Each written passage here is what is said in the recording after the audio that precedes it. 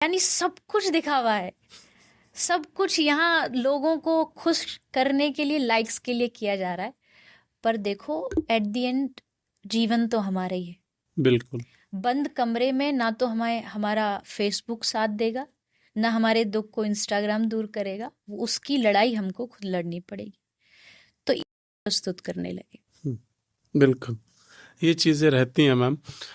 एक विवाद आपने सुना होगा, वाराणसी में एक जगह है जहाँ पे काशी विश्वनाथ के पास में ही बाबरी मस्जिद, उस पर उसको लोग लेके विवादित चीज़ें करते हैं कि यहाँ पे ऐसा नहीं था, ऐसा है। इस पे आपकी क्या राय है? देखो मैं तो इतना कहूँगी कि सारी दुनिया भगवान की है। मेरी सोच बहुत अलग है, जिसके लिए मुझे कई बार सुनना भी बहुत पड़ता है।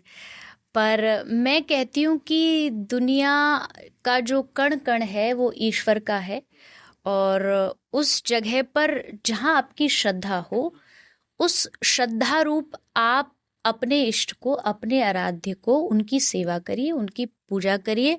आपको हाँ ये जरूर है, कुछ स्थान ऐसे थे जैसे मथुरा हो गई, सबको पता है कृष्ण का जन्म हुआ। राम भूमि का जो मुद्दा था वो इसीलिए मुद्दा था क्योंकि राम जी वहाँ प्रकट हुए थे, ये उनकी जन्मभूमि है। और मैं भी जिस गांव में, जिस शहर में जन्म लूंगी, ऑटोमेटिकली वहाँ मेरा घर होगा ही होगा। लेकिन वहाँ उनको नकारा जा रहा था, उनके अस्तित्व पर उंगलियां उठाई जा रही थी। तो वो चीज़ें मुझे लगता है ज़रूरी है। वहाँ जो युद्ध हुए, जो लड़ाई हुई, वो ज़रूरी भी थी और उसका परिणाम भी हमें मिला। बाकी मैं कभी भी धर्म को लेकर के आपसी मतभेद बढ़े ना तो ऐसी कभी बातें बोलती हूँ, और ना मैं चाहती हूँ कि समाज में लोग भी ऐसा करें। देखो सबको भगवान ने अगर आपको सनातनी बनाया है, पूरी निष्ठा से सनातन धर्म को निभाइए। आपने भगवान को सिख धर्म में जन्म दिया है, आप सिख धर्म को पूरी निष्ठा से निभाइए। आपको मुस्लिम धर्म में जन्म दिया, आप उसको पूरी निष्ठा से निभाइए। मैं ये कहती हूँ आप जिस भी धर्म के हो, आप अपने उस धर्म को फॉलो करिए और धर्म की बातों को फॉलो करिए। नॉट जस्ट कि आपने सुन लिया, सुनी सुनाई बातों को आप कहने लगे ये धर्म है। नहीं नहीं, ऐसा नहीं होता। अधिकतर लोग बस सुनी बातों को धर्म मान लेते। तो वो अगर आप निष्ठा से फॉलो कर रहे हैं तो आपको ना तो कभी किसी से लड़ना झगड़ना पड़ेगा, ना छीनना पड़ेगा, ना लूटना पड़ेगा। जो जिसका है, जो जहाँ स्थापित है, वो अपना वहाँ आनंद से रहे, वो अपनी आराधना करे, वो अपनी पर ये लोग नहीं समझते। बिल्कुल, ये लोग नहीं समझते और इसी कारण झगड़े, परेशानियां, मुद्दे बढ़ते रहते हैं। पर मुझे लगता है कि शायद मेरे कहने से तो कौन ही मान लेगा, पर मैं कहने का जो एक पुण्य है वो भला क्यों छोड़ूं। माने न माने वो लोगों की मर्जी है, पर जो आपके आराध्य हैं उनको आप अपने मन से भजिए। हाँ ये मैं ज़रूर कहूँगी, सब धर्म, सबका सम्मान, पर अपना तो अपना ही होता है। अपना तो अपना ही होता है। अपने के लिए प्यार तो होता ही है, तो अपने के लिए प्यार रखिए। जैसे एक महिला है, मैं कथा में भी एग्जाम्पल देती हूँ, वो घर में सबका सम्मान करती है, सास का, ससुर का, देवर आदि सबका। लेकिन प्यार की बात आएगी, प्रेम की बात आती है, दिल देने की बात आती है, तो अपने पति को देती है, क्योंकि उसके रिश्ते उसकी वजह से उनसे जुड़े हुए। तो वैसे ही हमारे जो भगवान है, मेरे आराध्य भगवान कृष्ण है, मुझे पता मेरा प्यार उनसे है। मेरा जो अगर दिल देने की बारी है तो मैं उनको दूंगी। उनसे जो जुड़े हैं उन सब के लिए मेरा सम्मान है, चाहे वो दुनिया में कितने भी हो, राम जी हो, हनुमान जी हो, जीसस हो, ये जितने भी है सबको सम्मान है। पर प्रेम तो अपने से ही रहे, अपने से रहे। और इसमें कुछ गलत नहीं है। आप अपने से प्रेम करिए, बाकी दूसरों का सम्मान करिए, तो ये विरोध, ये लड़ना, ये झगड़ना सब मुझे लगता है थोड़ा रुक जाएगा। धर्म बड़ा है देश? बहुत मुश्किल क्वेश्चन है, पर मुझे लगे, मेरे दृष्टि से कहूँगी धर्म। क्योंकि जब वही पहली वाली जैसी बात है, अगर आप धार्मिक होंगे, कोई भी धार्मिक व्यक्ति होगा, ऑटोमेटिकली वो राष्ट्रभक्त भी होगा। उसके भीतर देशभक्ति अपने आप आ जाएगी, क्योंकि वो अपने भारत भूमि को, अपनी मिट्टी को, अपनी जन्मभूमि को प्यार करेगा। क्योंकि हमें बताया गया है वसुधैव कुटुंबकम, सारी दुनिया हमारी है, यहाँ सारे लोग हमारे। तो ये कौन सिखा रहा है? ये धर्म सिखा रहा है। धर्म की जय हो, अधर्म का नाश हो, प्राणियों में सद्भावना हो, विश्व का कल्याण हो। तो धर्म ने क्या सिखाया? केवल देश नहीं, सारे विश्व का कल्याण हो। तो मैं ये नहीं कहूँगी कि देश छोटा है, लेकिन मैं ये कहूँगी अगर धर्म पहले आ जाएगा ना जीवन में, तो देश प्रेम अपने आप आ जाएगा। आपके भीतर देश के लिए, राष्ट्र के लिए भक्ति अपने आप पैदा हो जाएगी। ये सवाल इसलिए था क्योंकि मैंने बाबरी मस्जिद की बात बोली थी। हमारे देश के संविधान पे हमें भरोसा होना चाहिए, और जो टीम है जो वहाँ पे सर्वे करेगी, चीज़ें निकालेंगी कि यहाँ पे मस्जिद था या मंदिर था, तो हमें हमारे देश के संविधान पे पूरा भरोसा है, टीम पे पूरा भरोसा है। जो भी चीज़ें निकल करके आएंगी सामने तो उसको मानेंगे और वही चीज़ होगी। संविधान से बड़ा तो देखो कुछ भी नहीं है। धर्म भी क्या है? धर्म संविधान है जी। राजनीति क्या है? राजनीति संविधान है। राजनीति शब्द लोगों ने ऐसा बना दिया है कि राजनीति नाम लेते ही मतलब कुछ घोटाला। जबकि एक टीचर अपने बच्चों को स्कूल में डिसिप्लिन में जो रखता है, कैसे डिसिप्लिन में रखूं, ये उसकी राजनीति है। मैं अगर कथा करती हूँ और वहाँ 50,000 लोग बैठे हैं, तो पूरी कथा में एक भी आदमी हिले नहीं, वहाँ बैठा रहे, उसका कंट्रोल वहाँ बना रहे, ऐसा कंट्रोल में बनाए रखूं, ये मेरी राजनीति है। तो उस शब्द को हमने गलत प्रस्तुत कर दिया है। तो वैसे ही मुझे लगता है कि संविधान तो एक प्रकार का मर्यादा है। कॉन्स्टिट्यूशन जो होता है वो आपको डिसिप्लिन देता है, आपको मर्यादित रखता है। एज इट इज सेम जो है धर्म भी आपको डिसिप्लिन देता है। तो संविधान तो है ही, कोई भी देश, कोई भी राष्ट्र तभी चलता है जब संविधान लागू होता है। हाँ, कुछ लोग हैं जो संविधान को नहीं मानते, लेकिन वो कभी भी धार्मिक भी नहीं हो सकते।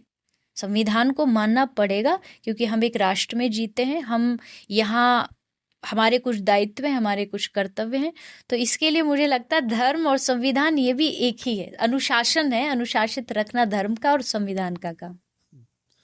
एक प्योर रिश्ते में, एक चाहे वो पति पत्नी का हो, भाई भाई का हो, माता पिता का हो, तो सबसे ज़्यादा ज़रूरी रिश्तों में क्या है आज की डेट में? जो बहुत कमियां पाई जा रही हैं रिश्तों में, उसको लेकर के ये सवाल है कि आजकल जो रिश्ते हैं, माता पिता का हो या पति पत्नी का हो, भाई भाई का हो या भाई बहन का हो, तो सबसे कमज़ोर कड़ी आजकल रिश्तों में चल क्या रही है? मेरी नज़र से मुझे लगता है कि लोग बिना तथ्य जाने किसी के लिए अपने मन में खुद कहानियां बना लेते हैं। जब तक आप पूरी कहानी नहीं जान लेते, तब तक आपको रिजल्ट पर नहीं जाना चाहिए। जैसे आपने कहीं किसी भी रिश्ते को जो आप नहीं चाहते, वो कहीं बाजार में किसी के साथ देख लिया या किसी से बात करते देख लिया, और आपने बिना उसके रिजल्ट को जाने, रीज़न को जाने, आप सीधा एक स्टोरी, इसको कहते अजम्पशन, एक अजम्पशन कर लेना कि ऐसा ही होगा, उससे आप अपने किसी भी रिश्ते को कमज़ोर कर देते हो। रिश्ते की कड़ी को बढ़ाने के लिए सबसे ज़्यादा ज़रूरी है कि आपस में बातचीत होना, कम्युनिकेशन होना। आज सबसे बड़ी दिक्कत यही है, कम्युनिकेशन का जो गैप है। लोग अपने विचारों को एक दूसरे को बता नहीं रहे, बस चाह रहे हैं कि मैं जैसा चाहता हूँ ये वैसा करे, पर बताने की कोशिश नहीं कर रहे। अब अंतर्यामी तो इस दुनिया में कोई है नहीं। आपको अपने मन के भावों को एक दूसरे के सामने रखना पड़ेगा, बताना पड़ेगा, एक दूसरे को समझना भी पड़ेगा।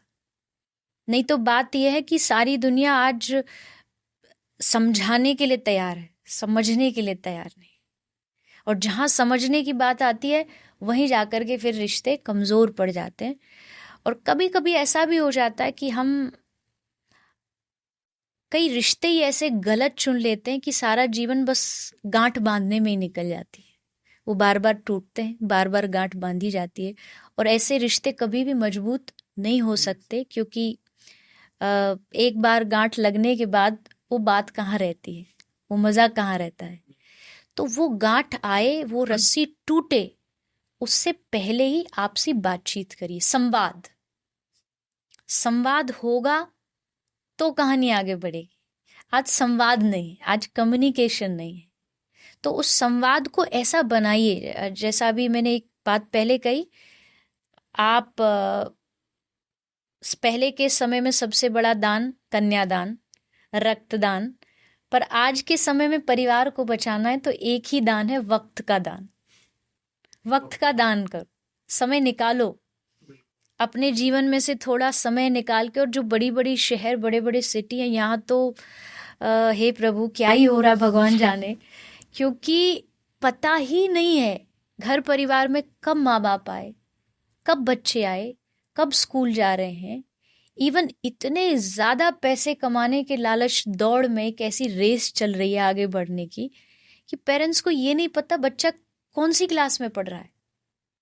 जब कोई पूछ ले अचानक से तो 2-3 मिनट का गैप लेकर के, पॉज लेके फिर बच्चे की तरफ देखते, फिर बताते कौन सी क्लास में।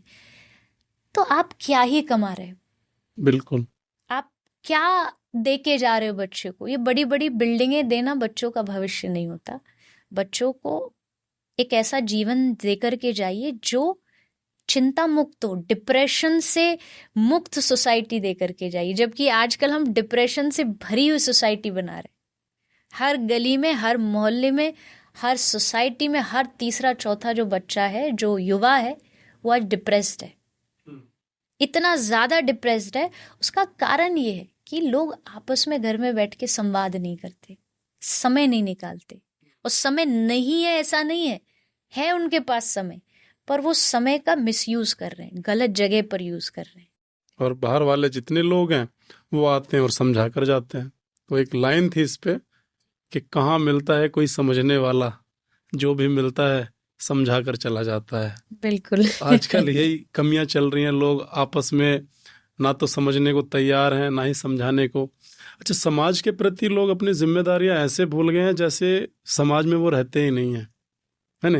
जैसे पेड़ पौधे, सबके घर में एसी नहीं होती जी, पेड़ पौधे लगाना तो लोग ऐसे भूल गए। हम लोग जब बचपन में होते थे तो खेतों से ढूंढ ढूंढ के उसके लिप्टिस के, हमारे यहाँ पे एक पेड़ होता है, वो लेकर आते थे और खूब लगाते थे। तो आजकल मुझे नहीं लगता कि कोई गांव में भी, इनफैक्ट गांव में भी कोई पेड़ नहीं लगाना पसंद कर रहा है, सबको शहर भागना है।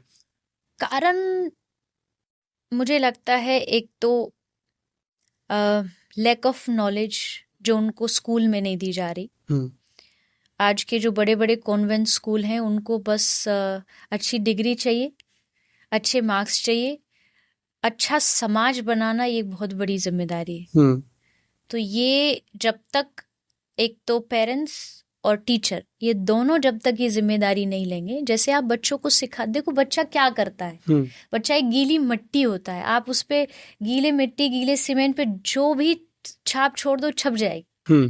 तो आज का युवा कोई ऐसा नहीं है कि कोई नेगेटिव है या नास्तिक है या मानता नहीं है, वो मानेगा, पर आप उसको बचपन से मोड़िए। आप उसको जन्मदिन पर समझाइए कि अगर तू 18 साल का हो गया तो तुझे 18 पेड़ लगाने हैं, ये तेरी मौलिक जिम्मेदारी है। तब तू अपने जन्मदिन पर दोस्तों के साथ पार्टी करने का, जाने का हकदार है। तुझे जाकर के जन्मदिन पर, जैसे मैं एक हॉस्पिटल हम चलाते गौ माता का, तो मैं हमेशा कहती हूँ हर बच्चे को जन्मदिन के दिन मॉर्निंग के टाइम गौशाला लेके आओ, गाय को गुड़ खिलाओ, चारा खिलाओ, ताकि उनको पता हो कि ये भी जीव है, ये हमारे लिए जरूरी है। फिर शाम को आप पार्टी करो, आप दोस्तों के साथ जाइए। मैं ये नहीं कहती छोड़ दीजिए, वो भी करिए, लेकिन उसके साथ साथ बच्चों को इस रास्ते पर भी हमको थोड़ा सा मोड़ना पड़ेगा। क्योंकि जैसा भी थोड़ी देर पहले मैंने कहा, आपने पेड़ों की बात करी, एनवायरनमेंट की बात करी। एनवायरनमेंट एक बहुत बड़ा इशू है, खासकर फ्यूचर का एक बहुत बड़ा इशू जो होने वाला है।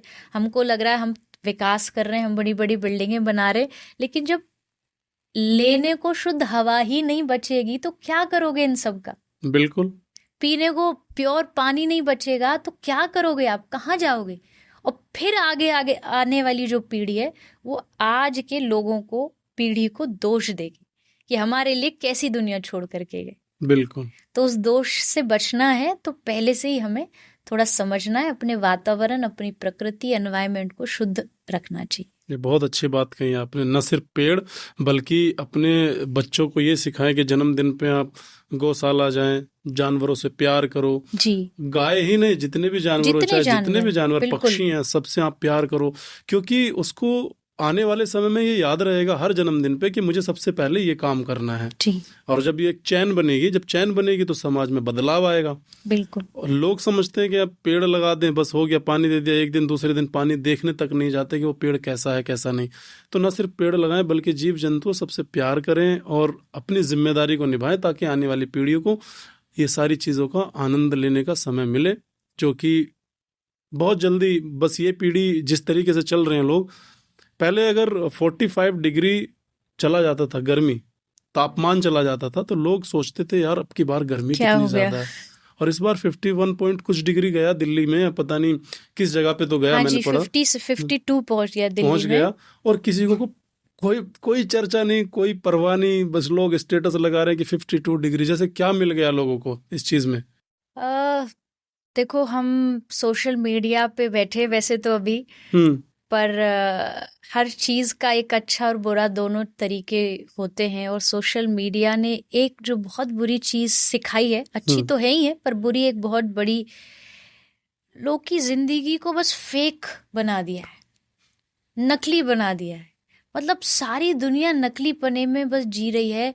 वो खा रहे हैं क्योंकि उनको फोटो डालना है, वो घूम रहे हैं क्योंकि उनको फोटो चाहिए, वो किसी से बात, उनको जो भी करना है जीवन में बस उनको मतलब है पोस्ट डालनी है, जिसके कारण वो आज का जो सामने, उनके सामने जो मजा है, जो आनंद है चीजों का, उसको भूल जा रहे हैं। कुछ नहीं पता दुनिया में कितनी खुशियां हैं, कितने सुंदर नज़ारे हैं, कितनी अच्छाई। अभी केदार में हमने देखा, एक वीडियो आई थी, केदार धाम में खड़े हैं और सारी जितनी वहाँ पब्लिक खड़ी है, सब के हाथ में सिर्फ और सिर्फ फ़ोन है, सिर्फ वहाँ रील और वीडियो बनाने में लगे हैं। हम खुद भी एक ऐसी फील्ड से जुड़े, हम लोग भी करते हैं, शायद आप भी, मैं भी, हम सब करते हैं। लेकिन किसी भी चीज़ का एक्सट्रीम हो जाना बहुत बुरा होता है। बिल्कुल। और आज वो दौर चल रहा है जब वो एक्सट्रीम पहुंच चुका है। आप यहाँ रो रहे होंगे कमरे में बैठ के, और तुरंत आप जाके फेसबुक और इंस्टा पे जा करके पोस्ट डालते हैं हैप्पी लाइफ। यानी सब कुछ दिखावा है, सब कुछ यहाँ लोगों को खुश करने के लिए, लाइक्स के लिए किया जा रहा है। पर देखो, एट द एंड जीवन तो हमारा ही है। बिल्कुल। बंद कमरे में ना तो हमारा फेसबुक साथ देगा, ना हमारे दुख को इंस्टाग्राम दूर करेगा। उसकी लड़ाई हमको खुद लड़नी पड़ेगी। तो इसलिए अपने जीवन को हमको, मुझे लगता है कि थोड़ा जिंदा रखना चाहिए। कहीं जाते हो वहाँ का मजा लो, उस जगह का, उस प्रकृति का मजा लो, और थोड़ी इस नकली फेक लाइफ से बाहर निकलना चाहिए।